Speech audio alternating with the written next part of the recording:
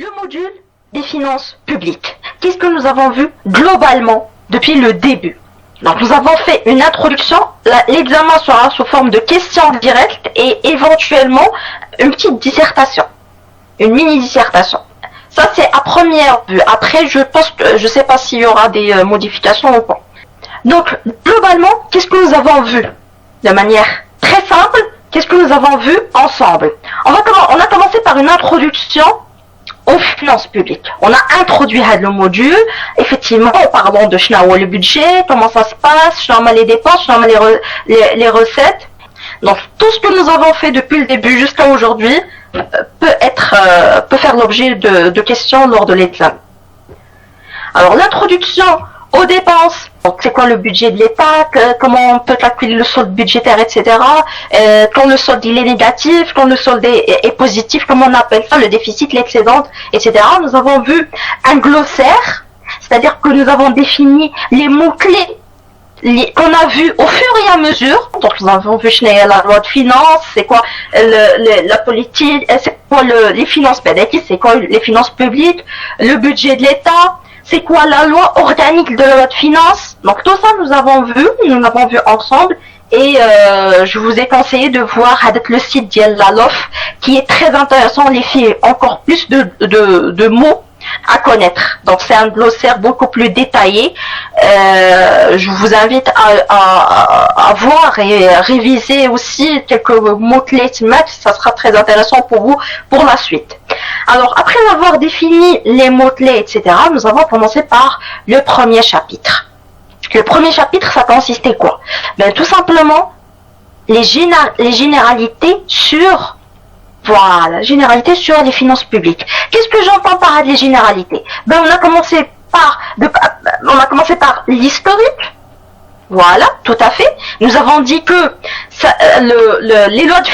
les finances publiques de manière générale ont été mises en place au Maroc dès la période du protectorat, mais l'acceptation moderne n'a vu le jour quand est-ce que l'acceptation moderne des finances publiques a vu le jour au Maroc?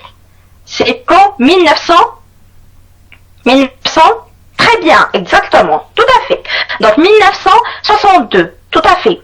Et par l'historique, donc nous avons tracé les principes clés et nous avons trouvé qu'en quoi, à chaque fois qu'il y avait une modification, la constitution du pays, cela induisait automatiquement une modification de la loi de finances et c'est tout à fait normal. Et ça, c'est le deuxième point que nous avons vu concernant le cadre juridique des finances publiques.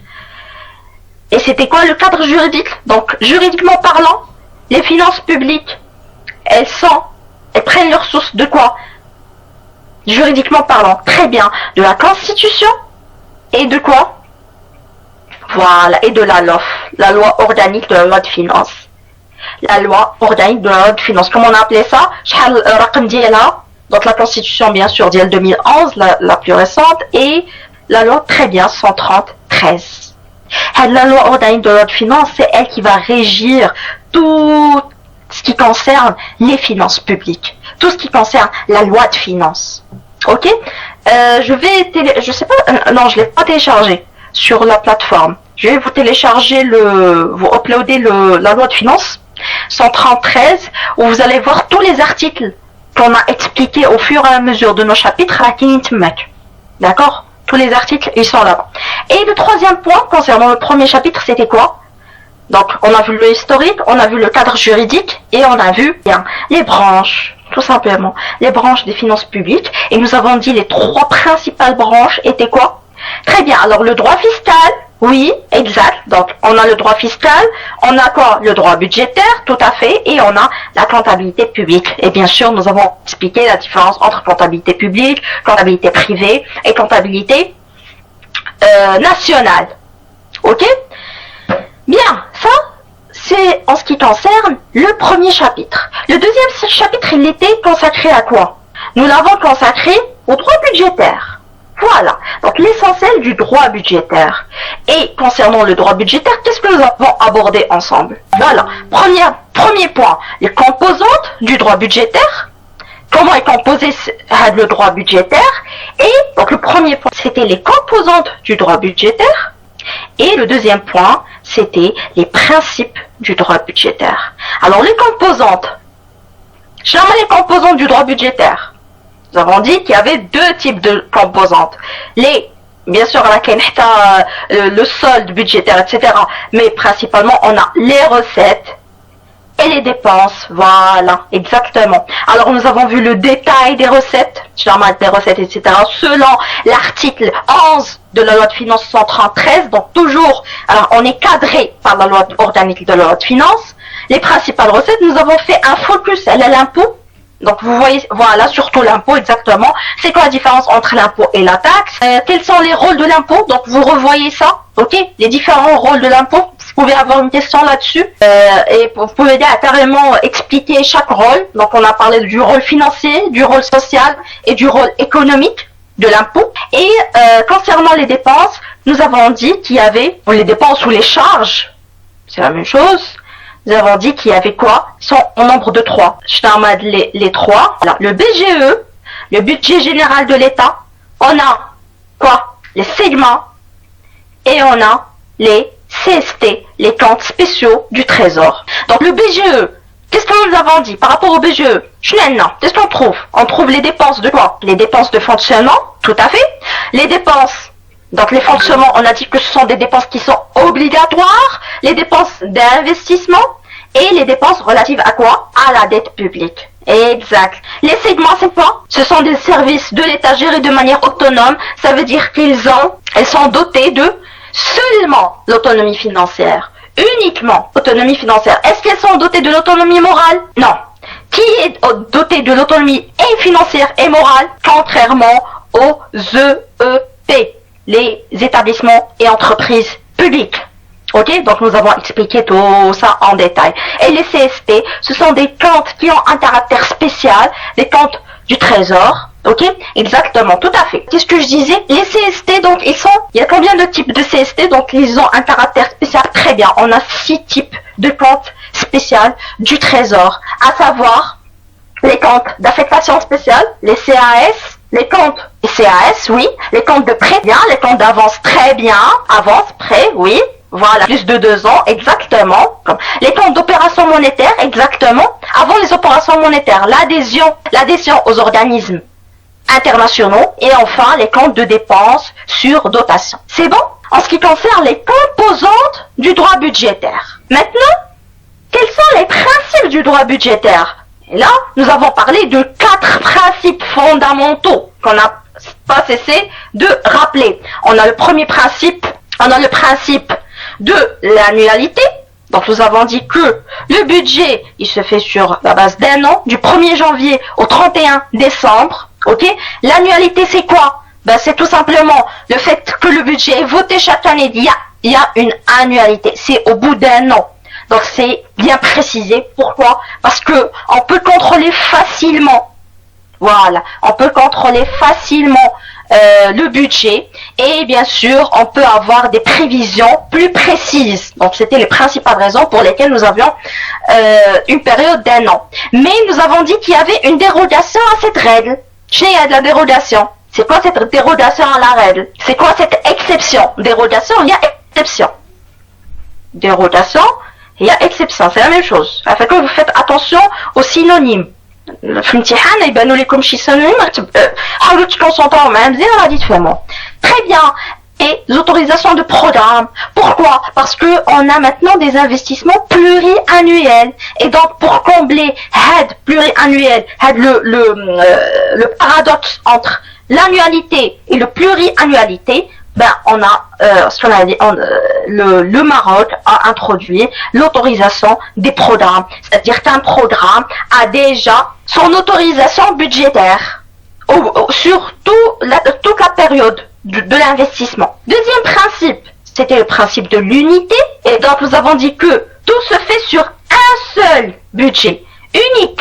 L'établissement d'un document budgétaire unique. Pourquoi on avait besoin d'un seul document budgétaire qui ressemble toutes les recettes et toutes les dépenses? Pourquoi il va tout retracer? Il y a un seul budget. Il n'y a pas d'autre budget pour assurer le contrôle et le faciliter surtout. Et bien évidemment, vérifier l'équilibre budgétaire. pour voir le solde. Est-ce qu'il y a effectivement un équilibre ou pas? Voilà, comme vous l'avez bien expliqué, la dérogation à cette règle, c'est qu'il n'y a plus un seul budget. Mais il y en a pas mal d'autres, notamment les budgets des CELMA, les budgets des CST. Ok? Donc ça, c'est une dérogation à cette règle. Troisième principe, le principe de l'universalité. Tout à fait. Qu'est-ce qu'il nous dit ce principe? Universalité. Même les budgets autonomes. Tout à fait. L'universalité, c'est de manière globale. Mais dans quel sens? Ça veut dire que toutes les recettes et toutes les dépenses doivent figurer dans le budget sans faire de la compensation. Donc, il faut respecter la non-compensation. Il faut respecter la non-affectation. C'est-à-dire que la gestion occulte, elle est interdite. Voilà, pour éviter le gaspillage. Donc, chaque dépense, chaque recette a un fil radis. Mais il y a une dérogation. Laquelle? C'est plus exactement, comme on l'a dit, les fonds de concours. Parce que les dons d'akhlaf, les fonds de concours. Donc, l'exception, c'est les fonds de concours. Ça veut dire quoi? Ça veut dire que celui qui va donner l'argent, il va préciser où est-ce que cette recette va être affectée. D'accord? Donc, c'est une dérogation à la règle de la non-affectation. Ok? Quatrième principe, le principe de spécialité. On va parler de... Les crédits sont subdivisés en quoi? En programme budgétaire, en chapitre budgétaire, en ligne budgétaire. Exactement. Mais nous avons dit qu'il y avait une dérogation à cela. Laquelle? Exact. Chaque dépense a une destination précise. Donc, mais c'est quoi la dérogation à cette règle? Alors voilà, on a premièrement les virements de crédit, c'est-à-dire qu'on peut... C'était quoi les virements de crédit? Alors c'est quoi? Modification de quoi? On peut modifier chaque chapitre budgétaire à hauteur de 10% à ne pas dépasser. Et nous avons dit, si on dépasse ça, on perd la situation de la loi de finances rectificative. Ok? La deuxième exception, comme vous l'avez écrit tout à l'heure, c'est les chapitres. C'est les chapitres qui concernent les dépenses imprévues et les dotations provisionnelles. Donc, c'est quelque chose d'imprévu. Maintenant, je mets un seul chapitre. Et les chapitres, les charges communes. S'ajoutent à ces 4 principes, 2 autres principes, à savoir le principe de l'équilibre et le principe de la sincérité. Ça va de soi. Ça va de soi, il faut avoir un certain équilibre et bien évidemment il faut être sincère. Donc l'équilibre c'est une situation qui va prévoir pour un même montant et le principe il va viser à éviter l'endettement excessif de l'État et bien évidemment à contrepartie éviter un financement massif des investissements. Donc on cherche toujours à trouver avec l'équilibre. L'investissement, l'État elle va pas beaucoup investir mais en même temps l'État, elle va éviter avec l'endettement excessif. Et la sincérité, c'est un principe fondamental, c'est que il faut avoir une absence totale d'intention de fausser les grandes lignes de l'équilibre. Maintenant, il faut être sincère. Si on n'a pas trouvé l'équilibre, ça veut dire qu'on l'a pas trouvé.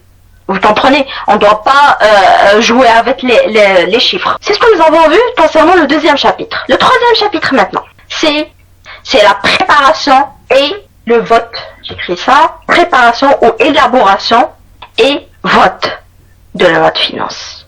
Alors, nous avons commencé par voir la procédure d'élaboration. Comment la loi de finances elle est élaborée, donc la procédure d'élaboration. Comment elle est préparée. Le deuxième point, c'est la procédure d'examen et de vote qui se fait au niveau du Parlement.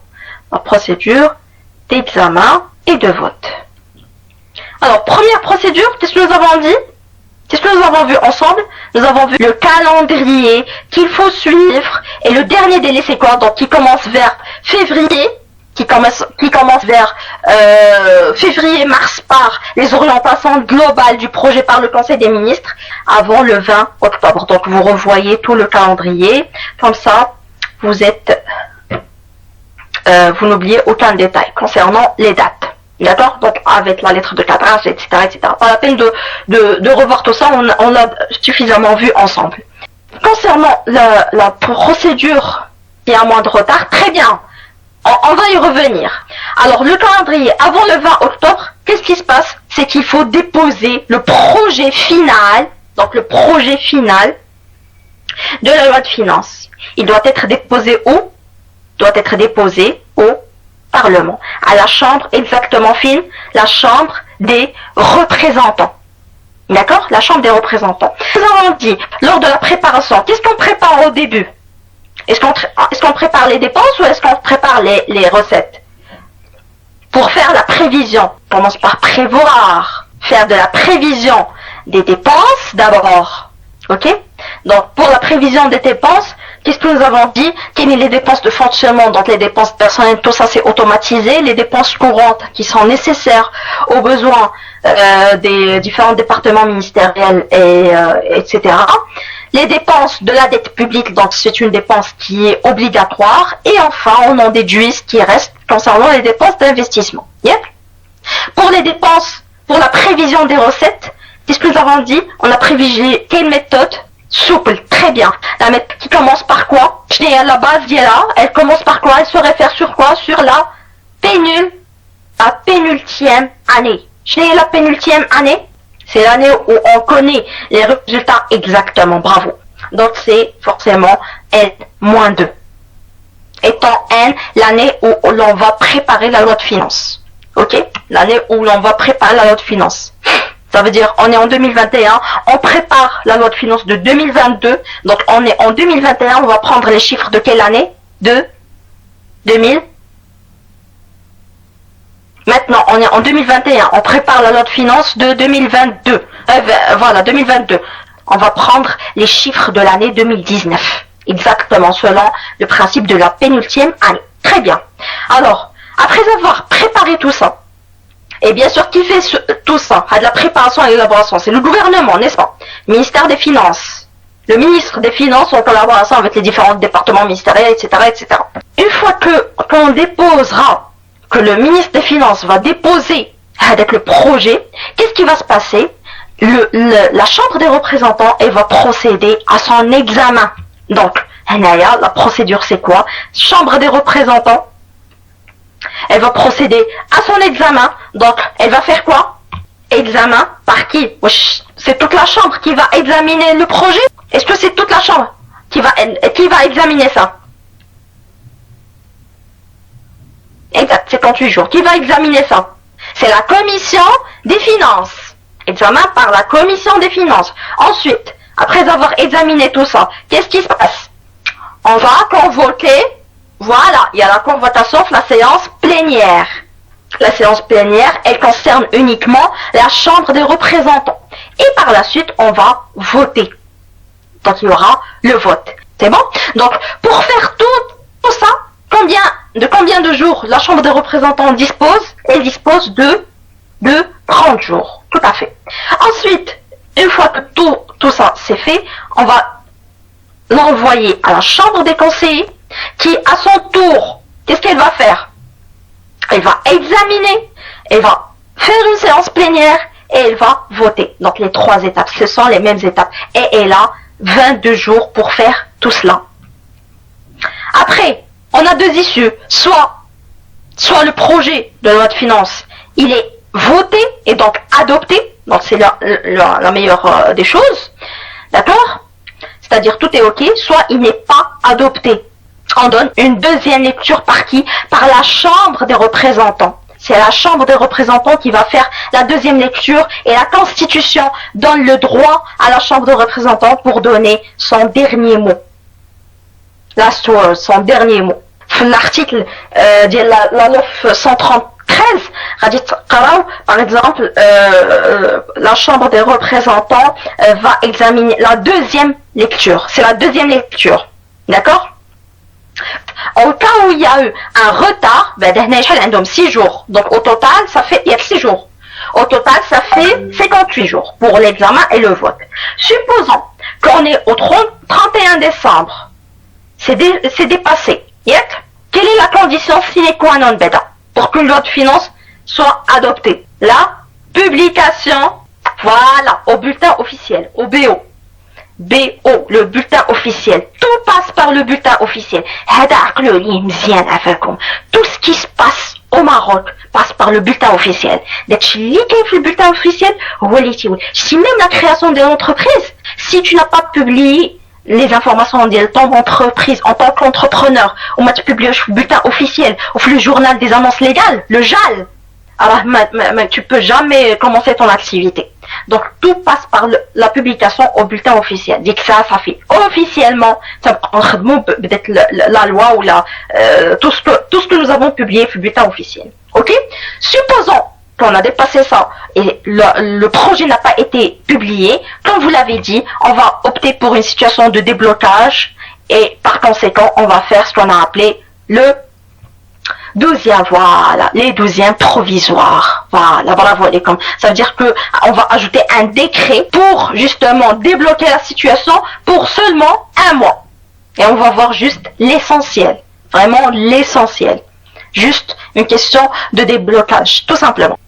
Alors, pour le vote, qu'est-ce qu'on vote en premier? Les recettes ou les dépenses? On vote quoi en premier? C'est contrairement aux prévisions ou à l'élaboration, on vote d'abord les recettes. Est-ce que vous avez compris? Les dépenses. On vote d'abord les recettes et ensuite les dépenses. C'est bon? Nous avons expliqué comment ça se passe le vote. Par exemple, est-ce que c'est un vote d'ensemble ou un vote pour les comptes spéciaux du Trésor qui compte un vote par catégorie? Donc les 6 catégories que nous avons vues ensemble. C'est bon? Donc ça, c'est le 3e chapitre. 4e chapitre. Exécution de la loi de finances. Parfait. Donc, qu'est-ce que nous avons dit par rapport à l'exécution de la loi de finances? Déjà, il y a un principe qu'il faut obligatoirement respecter. C'est quoi? Quels sont les agents d'exécution qui exécutent la loi de finances? Les agents d'exécution, c'est qui? Voilà. Exact. Il y a 2 types d'agents. Et il faut respecter le principe de la séparation des ordonnateurs et des comptables. Donc il y a les agents, il y a les ordonnateurs et il y a les comptables. Les comptables publics, bien sûr. Comptables publics, avec un C. Donc nous avons défini le principe, nous avons défini l'ordonnateur, le comptable. Comment se fait la procédure d'exécution? La procédure. Il y a 2 phases. Donc on va commencer on commence par exemple l'exécution des recettes. C'est quoi? Donc on a exécution des recettes. Donc on a bien sûr 2 phases. La première phase c'est la phase administrative et la phase comptable. Et donc vous l'avez compris, la phase administrative c'est sur les ordres de l'ordonnateur, c'est lui qui s'en occupe, et la phase comptable c'est le comptable tout simplement qui s'en occupe. La phase administrative, qu'est-ce qu'on fait dans les différentes phases? Premièrement, concernant les recettes, on va constater la constatation de la créance ou de la recette. Ensuite, la liquidation. Donc c'était quoi la liquidation? C'est le calcul tout simplement. La liquidation, je vais calculer le montant exact de ces recettes. L'ordonnancement, l'établissement de l'état de l'ordre, l'ordonnancement, je vais établir avec le papier, ou avec le papier, il va être envoyé au comptable, et c'est lui qui va changer avec le papier, il va le dématérialiser. D'accord? Il va le dématérialiser, et donc le comptable, qu'est-ce qu'il fait? Il procède au recouvrement en cas de recette. Recouvrement, c'est-à-dire il va récolter, dites ça, il va récolter l'argent. Ok? Pour les dépenses. Les dépenses, c'est la même chose, ce sont les mêmes phases, sauf qu'on a une petite différence au niveau de la première étape administrative qui est à la charge de l'ordonnateur, c'est, voilà, on parle pas de constatation mais plutôt d'engagement. Voilà, je vais engager une dépense. Voilà, je vais l'engager. C'est-à-dire que je vais dire que le montant va être pour telle ou telle dépense. Je vais la préciser, je vais calculer son montant, donc la liquidation et bien évidemment l'ordonnancement. L'ordonnancement, et donc l'ordonnancement, il va être envoyé, voilà, exact, il va être envoyé au comptable et le comptable va procéder au paiement. Exactement. Et non pas au recouvrement, mais au paiement. C'est lui qui va payer la dépense. Et nous avons dit qu'il y avait des dépenses qu'on connaît et des dépenses qui viennent de manière incontrôlable, tout simplement. Nous avons donné l'exemple de ces dépenses-là. ça c'est l'exécution, et bien sûr il faut respecter, nous avons dit qu'il y avait un autre, donc il faut respecter, je dois absolument le noter ici, il faut respecter le principe de la séparation, hadara muhim, la comptabilité publique, le principe de la séparation des ordonnateurs et des comptables. Et le deuxième principe, qu'est-ce que je vous avais dit, la séance, on l'a expliqué ensemble, principe de la séparation des ordinateurs et des comptables. C'est l'unité de trésorerie, exactement, oui. Et autre principe, c'est l'unité de la trésorerie, ça veut dire qu'il y a un seul trésor qui joue le rôle de banquier, mais pas dans le sens d'un banquier conventionnel, d'accord? Parce qu'on peut pas octroyer du crédit, on peut pas prendre l'excédent des autres établissements. Unité de trésorerie, voilà. Et enfin, voilà, c'est le banquier officiel, la trésorerie générale du royaume, la TGR. TGR.